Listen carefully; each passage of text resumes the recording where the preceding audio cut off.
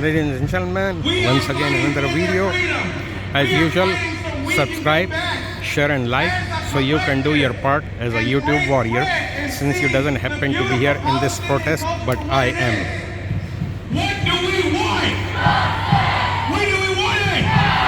What do we want? When do we want it? The world needs to see this. The world needs to hear this. What do we want? Justice! When do we want it? Now! What do we want? Justice! When do we want it? Now! Thank you.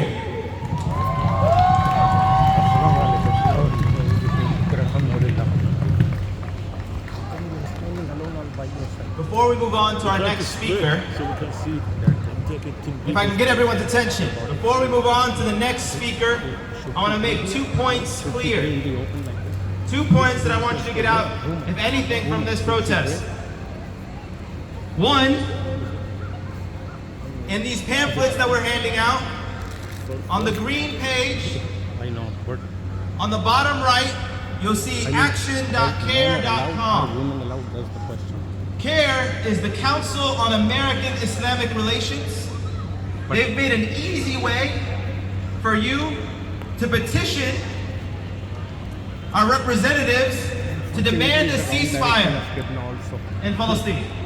So please, if you have a pamphlet, or if you go to action.cair.com, it'll be easy. We also have spread it in the Masjid Omar community WhatsApp. Please find that link, share it with everyone, Muslim or not, to have them fill that out so we can get awareness and increase the numbers. Second, please take out your phones. Everyone, please take out your phones. I want you to save this number, and I want you to call it every day, because the people of Gaza are dying every day. Please call our Congressman, Troy Carter. He represents this district. His office is right there on the 25th floor. 202-225-6636. Leave him a voicemail. Demand that he publicly call for a ceasefire in Gaza. The number is 202-225-6636. Everyone, please save this number and call it as often as you can. Leave the voicemail. Demand a ceasefire. That he publicly demand for a ceasefire. And the number again is 202-225-6636. We'll also share it in the WhatsApp groups when we get a chance. Thank you. Now, next, I hope you have seen that we, Americans, who are standing in solidarity with Palestine, have brought you speakers today who have seen firsthand family members who have passed away, killed, family members who have been killed.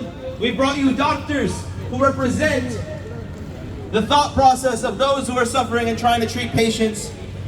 We've worked with the Jewish Voice for Peace, people who represent an idea that we hope every Jew will one day have. And next, we want to show you a Christian woman, Aisha, who also believes in the cause and would like to give a speech today. Please help us introduce Aisha.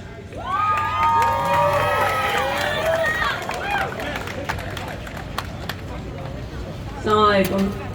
Good afternoon. I'm Christian Palestinian, and to me it has always been clear that everything is built upon by the people, for the people. But these past days have further proven that statement. We only really got ourselves.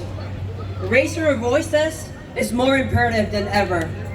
Every day we're sharing spaces with propaganda machines who spew lies upon lies about the Palestinian cause, about our people. Western journalism is dead.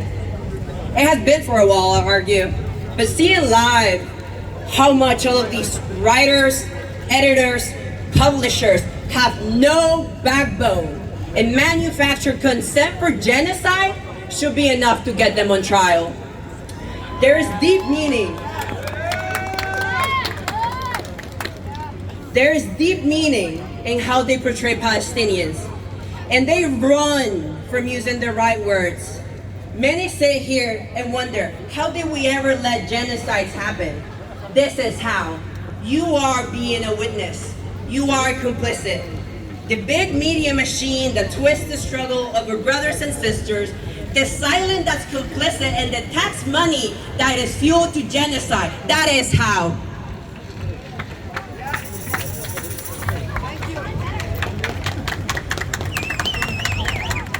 Here is a perfect example of how the media is twisting all of this.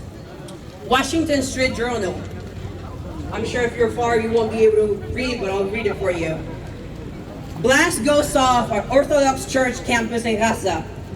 Don't we mean Israel bombs Orthodox Church in Gaza? Shame! As far as I'm concerned, churches don't just explode on their own. Palestinians don't just die. They get killed, they get murdered, they get targeted. Washington Street Journal, CNN, BBC, New York Times, all complicit in the genocide of the Palestinian people. Every single writer, editor, any hands that touch that material, you are guilty. You have blood in your hands. We charge you with genocide. And we know that Palestinians don't forget. We know that the people don't forget. We're making sure of it. The way the Palestinian life is talked about in the passive voice and dehumanized truly creates narratives that fuel hate and genocide. Palestinians die, apparently they don't get killed or bombarded or live with a target in their backs, according to these media outlets. But we know the truth. The world is waking up to the truth. And that's why we keep rallying. That's why we keep choosing to raise our voices. And that's why we'll never shut up. That's why we keep posting about it. That's why I keep coming here and screaming at the top of my lungs that Palestine will be free. I wonder, where are our long pages in these newspapers or obituaries with the names of the 5,000 people that we lost? Where is it? Where are our moments of silence? Where are our big moments of silence at these games? When am I seeing the Palestinian flag in the Empire State Building, huh? Curious. Today, I say a few names because the media has not. These are some names of some Palestinian Christians in Gaza who no longer exist in registries. I'll repeat that. They no longer exist in registries. And I need people to understand that. As it is, Christians in Gaza, we're already but a few. And many think this genocide will erase them completely. Blood lines that I need people to understand, we can practically trace back to the first believers. So much history within our blood, gone in many ways, but never forgotten. So today I stand here and tell the truth in your names, as the Bible commands me to. Speak up for those who have no voice, for the justice of all who are dispossessed. Speak up, judge righteously, and defend the cause of all oppressed and needy. Today I stand here for and defend the Palestinian cause. For Yara, Yola, Abdul, Mari, Esa, Sohel, Ayla, Ada, Irin, Ramon, Nahed, Suleiman, Sama, Ayla, Esa, and Juliet. And the many other names that I wish I could stand here and scream for hours. I need us to remember that 5,000 is not just another number. They're not flatterers, they're not part of a crowd. They were people. They were people. They were our people. And they didn't just die. They were murdered by a vicious state who does nothing but destroy, colonize, and terrorize our people. This is, in fact, the highest lethal rate of Palestinians killed per day since 1948. 700 Palestinians killed in the last 24 hours. I read something the other day. Palestinians do not have post-traumatic stress disorder. There's no post to talk about. It's just ongoing trauma thrown in their faces by the oppressor.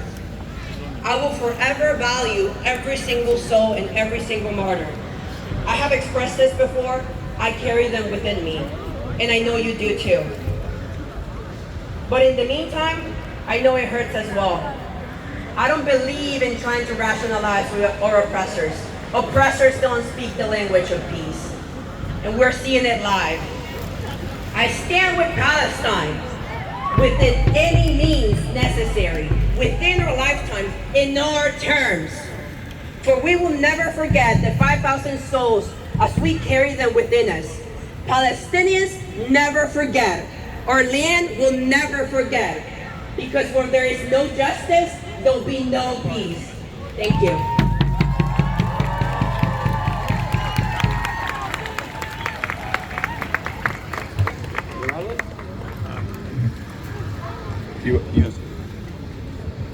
I started off.